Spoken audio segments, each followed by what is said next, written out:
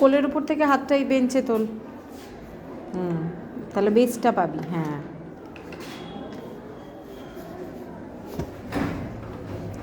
দেখি।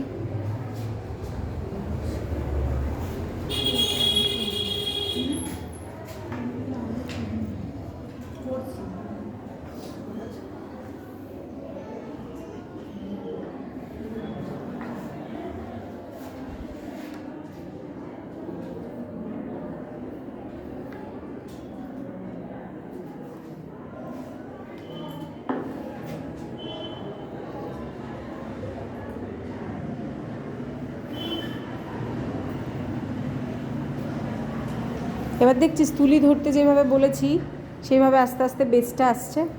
হাতে করলে তাই হয়, মানে বেস হাতে তুলি ধরার সিস্টেমটা আস্তে আস্তে ঠিক হয়। এবার থেকে বাড়িতেও প্র্যাকটিস যদি করিস, তোরা তো খুব প্রচুর ব্যস্ত, হাতে করবি, যা হয় যেটা খাতায় করছিলি সেটা হাতে হবে প্র্যাকটিস।